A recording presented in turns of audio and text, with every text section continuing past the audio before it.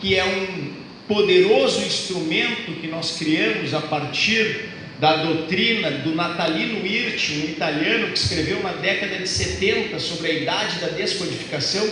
Nós criamos uma doutrina que permite juntar todas as leis que falam de processo coletivo, porque elas se interpenetram e subsidiam, uma apoia a outra. Então, se eu não tenho dispositivo na ACP, eu vou para a ação popular. Se eu não tenho na ação popular e na ACP, eu vou para a improbidade administrativa. E assim eu consigo maior efetividade nessa tutela. Lembrando que hoje o CPC se aplica diretamente ao processo coletivo. E a estrutura do nosso CPC, totalmente diferente. Uma parte geral e uma parte especial. Antes não tinha parte geral. O CPC de Buzaide era pensado com uma estrutura estanque, separando o processo de conhecimento, o processo de execução, o processo cautelar. Este CPC já não faz mais essa diferenciação. Nós já temos nesse CPC desde o início a execução fase. Nós já temos no CPC desde o início normas fundamentais no início do código, muito importantes, que orientam toda a aplicação do CPC.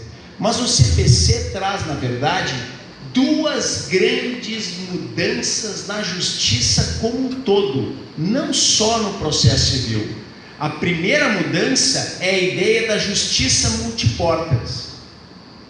Eu posso ter a tutela adequada mesmo fora do Poder Judiciário, e a nossa atuação resolutiva através da negociação direta que nós fazemos nos compromissos de ajustamento de conduta é uma espécie de justiça multiportas.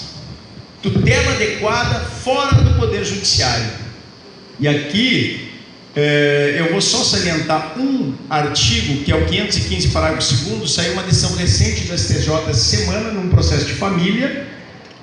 Eu não analisei a decisão, só vi a notícia, dizendo que pode sim as partes fazerem uma conciliação após a sentença judicial. Precisava ser dito? Mas prestem atenção. E se era um TAC homologado em juízo? Já parece que tem dúvida, porque a ideia é de interesse público.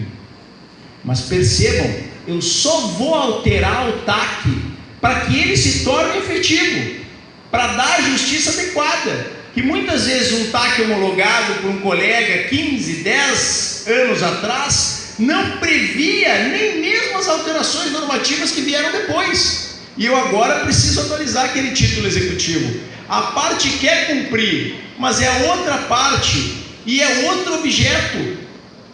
E o TAC está lá, a execução está lá, e o que eu faço? 515, parágrafo 2º, que diz exatamente isso, que eu posso alterar o sujeito passivo e que eu posso alterar o objeto do título judicial.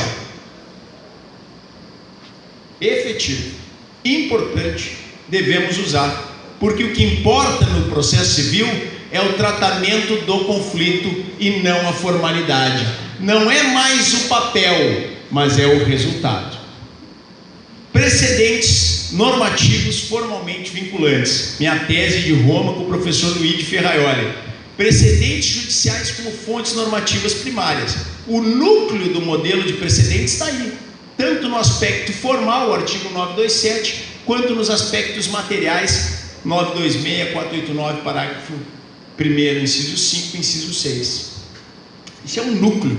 Se vocês querem estudar 4 artigos sobre precedente, estudem esses.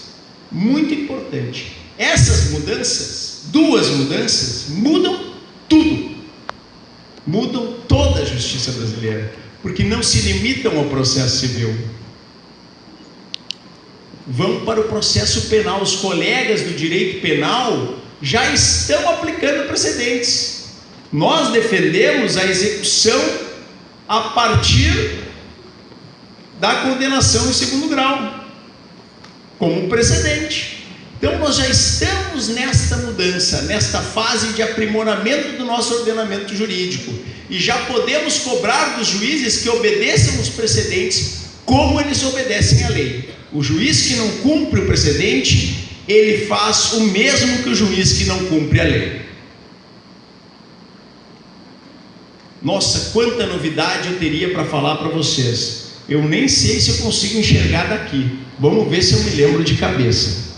A primeira é a ideia de que o CPC se aplica diretamente. Artigo 139, inciso 10, e aí eu dou como exemplo 985, inciso 1, que é a técnica do IRDR. O CPC se aplica diretamente, ele fala de processo coletivo. O CPC anterior não falava de processo coletivo. O CPC atual fala de processo coletivo.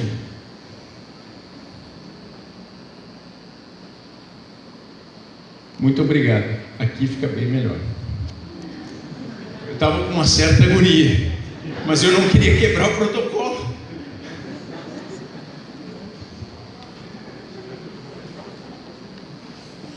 Obrigado. Normas de grande utilidade são as normas fundamentais. As normas fundamentais, que são essas que organizam o pensamento a respeito do código, são a nossa estrela guia, onde a gente deve mirar no nosso comportamento. Mudaram radicalmente o processo civil. O processo civil que nós conhecíamos era um processo inimigo do advogado, um processo inimigo do promotor de justiça, que não era processualista, ele só era amigo do processualista.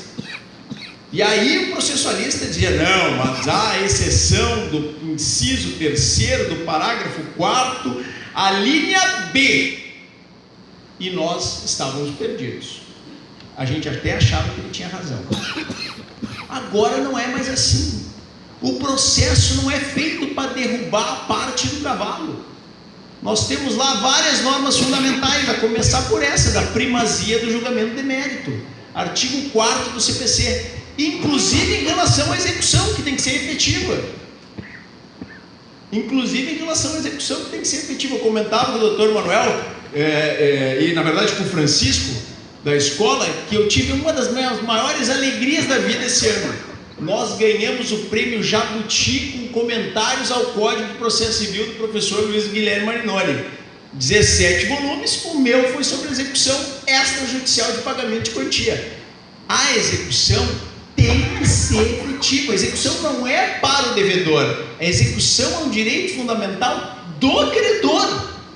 E muitas vezes, meus caros, por isso é importante um promotor de justiça escrever sobre isso, o credor é o Ministério Público, porque é um pagamento de quantia decorrente de um termo de ajustamento de conduta. E esse não pode ser tratado, eu escrevi isso lá, não pode ser tratado como um crédito decorrente de um cheque não pago. Não é a mesma coisa. Existe uma diferença no direito material que gera uma diferença no procedimento de execução. E essa diferença vocês vão enxergar no 139, inciso 4, que permite, além dos processos estruturais, que é uma grande novidade nos processos coletivos, permite mais efetividade. Por quê? Porque ele dá flexibilidade na tipicidade da execução. A execução que antes tinha que seguir aquele ritinho, né? Penhora, expropriação, satisfação do crédito, hoje pode pular etapas, pode ter até multa para compelir o pagamento, entre outras tantas que nós não podemos explorar pela brevidade do nosso tempo. Eu vou apontar primazia do julgamento do mérito, boa-fé objetiva, tanto na postulação quanto na decisão, dispositivos expressos do Código, doutor Manuel. A ideia é que agora, naquela sentença inexplicável e naquela petição feita, às vezes, antes da gente ter uma técnica acurada de defesa dos direitos coletivos, que às vezes a gente botava um pedido que naquele momento era melhor, mas que depois, ao longo do processo, não se viu melhor, podem ser adaptadas. Por quê? Porque o pedido, a postulação, ela se compreende do conjunto da petição inicial, não só mais do pedido, do conjunto da petição inicial, não só mais do pedido. E também a decisão judicial deve ser interpretada do conjunto da decisão judicial, não só do dispositivo.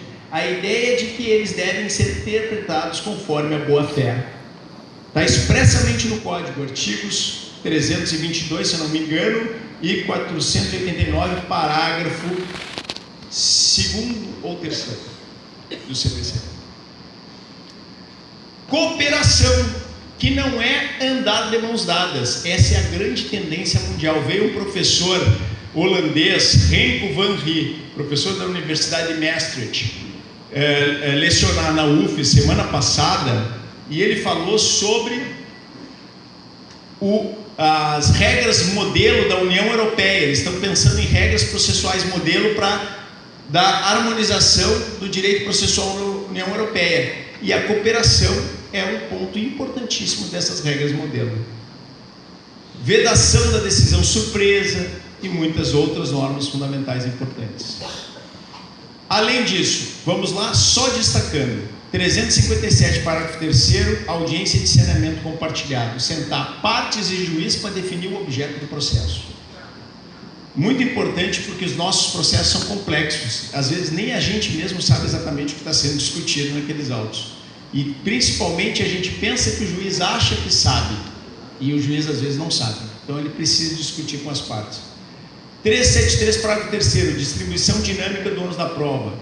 381, incisos 2 e 3, autocomposição para produção antecipada de prova para autocomposição. Então, nós temos o inquérito civil, mas às vezes o inquérito civil não tem contraditório, a prova produzida é fraca.